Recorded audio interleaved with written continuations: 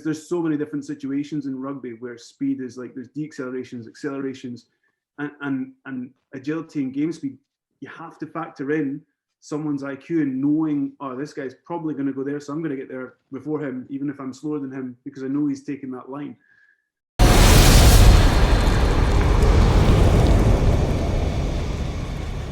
So the perfect rugby-specific speed solution would be identify what physical capacity is going to give you the biggest bang for your buck. Now, if you are 16 years old and you can't do a single leg pistol squat, or you've never touched a barbell in your life, you'll probably get faster by doing rugby, go to rugby training, and also just follow a really simple strength program.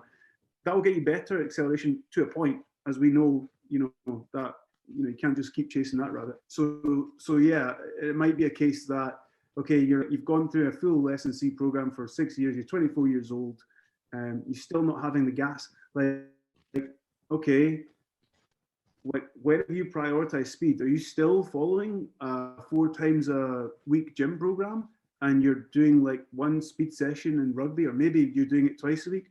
Why not let go of the powerlifting squats? Like, just do that once a week, and you can make it jump squats. You're not going to lose like your strength in a block of 6 weeks just by letting that go and focusing more on speed. So I think the rugby specific speed comes down to identifying what physical capacity is going to give you the biggest bang for your buck, going out and making improvements, measurable improvements in that physical capacity, and couple that with rugby drills and rugby and watching rugby and just living rugby to increase your rugby IQ. And hopefully that's as simple as it needs to be, and as simple as like you said, sometimes you talk about speed, and I'm ranting now, but just bear with me 1 second. You get a lot of people that are posting on social media about all these postures and all these complicated things that don't post results or don't see them. Like, and maybe that's a data issue, I don't know, but it's like, do you work with athletes? I love the theory. That makes a lot of sense to me. Show me. Like, show me that.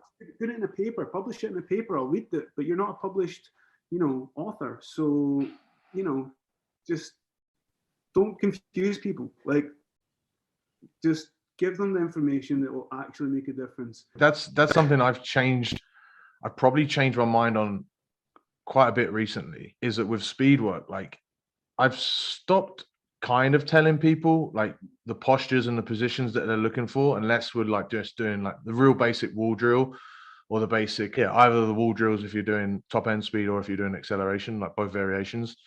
Outside of that, like, you're doing some drills and you're telling them what to feel for. But once you do the drills themselves, like, basic A skips or bounds, whatever it is, they should like promote what you're trying to do as far as getting fast technically anyway.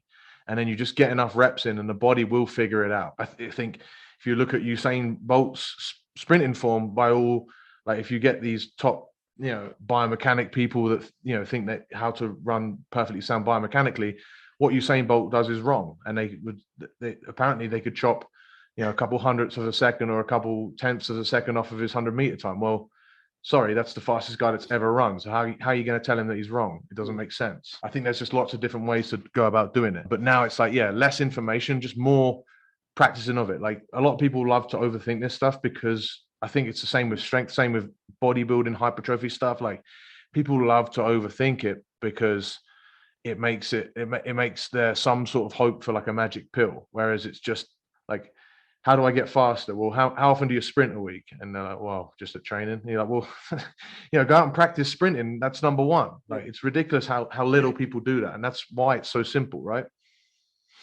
Yeah. And I think, when we're talking about sort of closed skill drills and easy skill drills, that might be something that, and that's something that a coach can lead you on. Okay, this is your priority of the program is strength, let's say. Okay, your speed work is in there because you're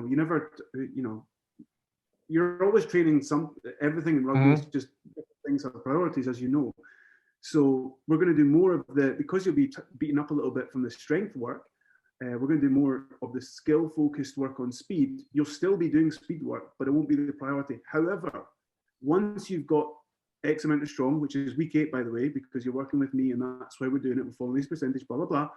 You have to let go of that strength stuff. And now we're going to ramp up the speed stuff because you want to be at your best on game day. And last time I checked, speed was one of the most important things in your position. The athletes, they've bought into it. They understand why they're doing it. And sometimes the skill stuff on speed can be boring because, they might have to go through a process of thinking about it. Why am I doing this? I just want to go in the ball and you're doing this because you're trailing leg, blah, blah, blah. If we practice this enough, when we've got time to at this point in preseason, you're going to be flying because we're going to make some changes. I think that's kind of our job as coaches to let the athletes know, look, there is a technical model. We are using the best of the technical model from weightlifting, powerlifting, sprinting, but you're a rugby player, so we need to make sure you're sort of within the walls of this technical model, but it's not going to be the most, you're not going to be an elite 100-meter sprinter. That's okay. You're a rugby player. So just having that conversation with them, obviously we need to operate from a technical model as coaches, but recognizing that we're training rugby players and there's 100 things that we need to do, and just framing, again, identifying the gaps and then just framing, okay, we're doing this here because, X, Y, Z. I don't know if you can hear the church going off in the background. Sorry. Yeah, just heard it. It's all good. I wouldn't have heard it if you didn't bring it up, so it's fine. I think what you said about the chaotic nature of rugby as well is something that people will tend to forget more with speed stuff than with anything else. I think, like when you look at like a game of rugby, you might still get people that are relatively slow, relatively unagile, unathletic, but they'll still make tons of breaks. And it's just because they've got that higher rugby IQ. Like agility, I think, is the biggest one for rugby IQ, as far as yes, moving better helps you move more efficiently. But if you step too late, you're not gonna avoid the defender no matter what. And a lot of people will make that they'll try and step around a defender, but they'll be within reach, and then it's just too late. I think that's something that people tend to forget about. So it's just rugby practice.